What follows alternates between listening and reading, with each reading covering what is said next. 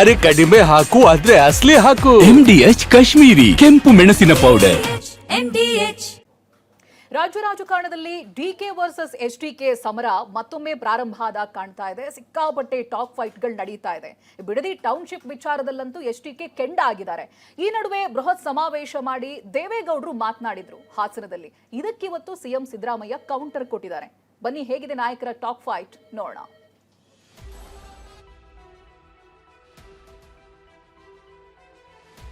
ಇದೇ ವೇದಿಕೆಗೆ ಬೇಕಾದ್ರೆ ಇನ್ನೊಂದು ಟೈಪ್ ಕೊಡ್ತೀನಿ, ಬರ್ಲಿ ಮಹಾನುಭಾವ. ಯಾರು ಬರೋ ಚರ್ಚೆ ಮಾಡೋ ಸಿದ್ಧ ಇದೆ. ಅವ್ರು ಯಾವತ್ತು ಹೇಳ್ತಾರೆ ನಾನು ಅದಕ್ಕೆ ರೆಡಿ ಇದ್ದೀನಿ. ಅಧಿಕಾರ ಅನ್ನೋದು ಯಾರಿಗೂ ಶಾಶ್ವತವಲ್ಲ ಅಂತಕ್ಕಂಥ ಸಣ್ಣ ತಿಳುವಳಿಕೆ ಇರ್ತಕ್ಕಂಥ ನಾನು ಪರ್ಮನೆಂಟ್ ಇಲ್ಲ, ಕುಮಾರಸ್ವಾಮಿನೂ ಪರ್ಮನೆಂಟ್ ಇಲ್ಲ. ನನ್ನ ಅಂತಿಮವಾದಂತ ದಿನಗಳು ರಾಮನಗರವೇ. ದೇವರು ಅವ್ರಿಗೆ ಒಳ್ಳೇದು ಮಾಡ್ಲಿ. ಜನ ಉಂಟು, ನಾವು ಉಂಟು. 2027 ಜನತೆಯ ಸರ್ಕಾರ. ಫಸ್ಟ್ ಆಫ್ ಆಲ್ ಬರೋದೇ ಇಲ್ಲ, ಯಾವ ಕಾರಣಕ್ಕೂ ಬರಲ್ಲ. ಇನ್ನೊಂದು ವಿಶ್ವಾಸ ಮೂಡ್ತೀಗ. ಸಮರ, ವಾಕ್ ಸಮರ, ಸವಾಲಿಗೆ ಸವಾಲ್, ಸೇರಿಗೆ ಸವಾ ಸೇರು. ರಾಜ್ಯ ರಾಜಕಾರಣದ ಲೆಜೆಂಡ್ಸ್ ಡಿಕೆ ಹಾಗೂ ಎಚ್ಡಿಕೆ ನಡುವೆ ಮತ್ತೊಂದು ಸುತ್ತಿನ ಸಂಘರ್ಷ ಶುರುವಾಗಿದೆ. ಅದು ಕೂಡ ರಾಮನಗರ ರಾಜಕಾರಣದ ವಿಚಾರಕ್ಕೆ. ಇದೇ ಫೈಟ್ ಹೊಸ ಸ್ವರೂಪ ಪಡೆದುಕೊಂಡಿದೆ. ವಿಷಯ ಏನಂದ್ರೆ, ಬಿಡದಿಯಲ್ಲಿ ಐಟಿ ಸಿಟಿ ನಿರ್ಮಾಣ ಮಾಡೋದು ಡಿಸಿಎಂ ಡಿಕೆ ಕನಸು. ಆದ್ರೆ ಇಲ್ಲಿನ ಕೆಲ ರೈತರಿಗೆ ತಮ್ಮ ಭೂಮಿ ಕೊಡುವುದಕ್ಕೆ ಇಷ್ಟ ಇಲ್ಲ. ಈ ಕಾರಣಕ್ಕೆ ಕೆಲ ದಿನಗಳಿಂದ ನಿರಂತರ ಪ್ರತಿಭಟನೆ ಮಾಡ್ತಿದ್ದಾರೆ. ಈ ಹೋರಾಟಕ್ಕೆ ಇವತ್ತು ಕೇಂದ್ರ ಸಚಿವ ಕುಮಾರಸ್ವಾಮಿ ಎಂಟ್ರಿ ಕೊಟ್ಟಿದ್ದಾರೆ. ಇವತ್ತು ಪ್ರತಿಭಟನೆಯಲ್ಲಿ ಭಾಗಿಯಾಗಿದ್ದ ದಳಪತಿ ರೈತರಿಗೆ ತಮ್ಮ ಭೂಮಿ ಕೊಡದಂತೆ ಸಂದೇಶ ರವಾನಿಸಿದ್ದಾರೆ. ಇಷ್ಟು ಮಾತ್ರವಲ್ಲದೆ ಡಿಕೆ ಸಹೋದರರನ್ನ ಚರ್ಚೆಗೆ ಆಹ್ವಾನಿಸಿದ್ದಾರೆ.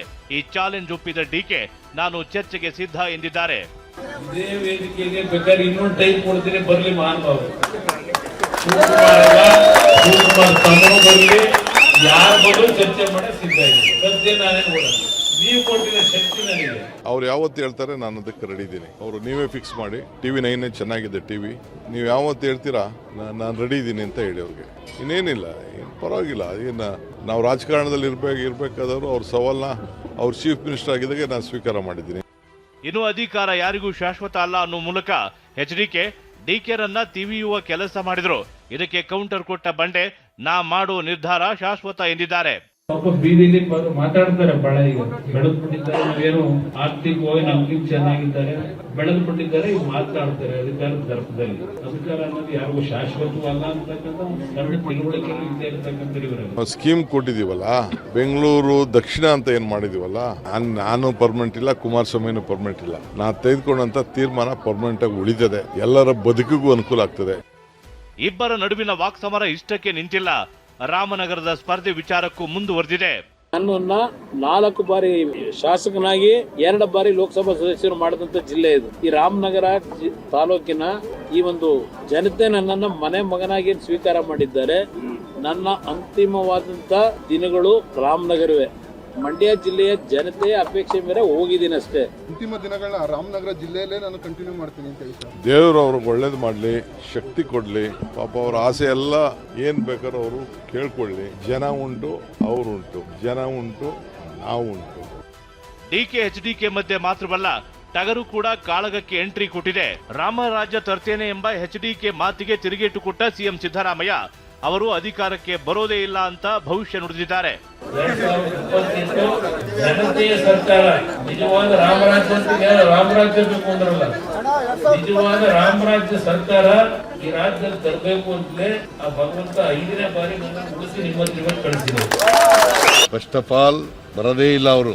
ಫಸ್ಟ್ ಆಫ್ ಆಲ್ ಬರದೇ ಇಲ್ಲ, ಯಾವ ಕಾರಣಕ್ಕೂ ಬರಲ್ಲ. ಕುಮಾರಸ್ವಾಮಿ ಮುಖ್ಯಮಂತ್ರಿ ಆಯ್ತಾನೆ, ಬಿಜೆಪಿ ಜೆಡಿಎಸ್ ಸರ್ಕಾರ ಬಂದ್ರೆ ಮತ್ತೆ ಯಾರಾದ್ರೂ ಆಗ್ಬೋದು. ಇಲ್ಲದ್ರೆ ನಾವೇ ಮುಖ್ಯಮಂತ್ರಿಗಳು, ನಮ್ದೇ ಅಧಿಕಾರ ಇರುತ್ತೆ ಈಗೆಲ್ಲ ಹೇಳೋದು.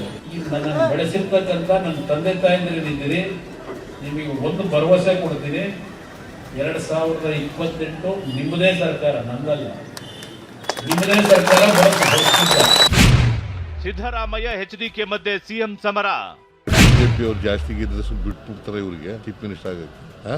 ಫಸ್ಟ್ ಆಫ್ ಆಲ್ ಬರೋದೇ ಇಲ್ಲ ಅವರು. ಈಗ 2018 ಚುನಾವಣೆ ನಡೀಬೇಕಾದ್ರೆ ಇದೇ ಸಿದ್ದರಾಮಯ್ಯನವರು ಅವ್ರ ಅಪ್ಪನಾಣೆ ಕುಮಾರಸ್ವಾಮಿ ಮುಖ್ಯಮಂತ್ರಿ ಆಗಲ್ಲ ಅಂದ್ರು. ಸದ್ಯ ಇವತ್ತು ಅವ್ರು ಏನ್ ಹೇಳಿಕೆ ಕೊಟ್ಟಿದ್ದಾರೆ, ಬಹುಶಃ ಅದು ಮುಂದಿನ ದಿನದಲ್ಲಿ ಇವತ್ತು ನಮ್ಮ ಒಂದು ನಿರೀಕ್ಷೆ ಏನಿದೆ ಆ ಹೇಳಿಕೆಯಿಂದ ಆ ನಿರೀಕ್ಷೆ ನಾವು ಗುರಿಯನ್ನ ಮುಟ್ತೀವಿ ಅಂತಕ್ಕಂಥದ್ದು ನನಗೊಂದು ಇನ್ನೊಂದು ವಿಶ್ವಾಸ ಮೂಡ್ತೀಗ. ಎಸ್ಐಟಿ ಉಡುಗೊರೆಯಿಂದ ಎಚ್ಡಿಡಿಗೆ ಸಿದ್ದು ತಿರುಗೇಟು. ಅವನ್ನ ತುಳಿಲೇಬೇಕು, ಸ್ವಲ್ಪ ಸಮಾಧಾನ, ಅವನ್ನ ತುಳಿಲೇಬೇಕು. ರೇವಣ್ಣವ್ರನ್ನ ಮುಗಿಸ್ಲಿಕ್ಕೆ, ರೇವಣ್ಣವ್ರನ್ನ ಕುಟುಂಬವನ್ನ ಮುಗಿಸ್ಲಿಕ್ಕೆ ಯಾವ SIT ಅಧಿಕಾರಿಗಳಿದ್ದಾರೋ ಅವರಿಗೆ ಉಡುಗೊರೆಯನ್ನ ಕೊಟ್ಟಿದ್ದಾರೆ. ನಾವು ಯಾರು ಕಾನೂನು ಪ್ರಕಾರ ಮಾಡಿದ್ದಾರೆ, ನಾವ್ಯಾರು ಕೂಡ ಅದಕ್ಕೆ ಇಂಟರ್ಫಿಯರ್ ಆಗಿಲ್ಲ, ಆಗೋದೂ ಇಲ್ಲ. ಎಲ್ಲ ಸುಳ್ಳ್ರಿ ಅಧಿಕಾರಿಗಳಿಗೆ ಯಾರು ಗಿಫ್ಟ್ ಕೊಡಕ್ ಹೋಗ್ತಾರೆ? ಸರ್ಕಾರ ಇಲಾಖೆಯಿಂದ ಬಹುಮಾನ ಘೋಷಣೆ ಆಗಿದೆ.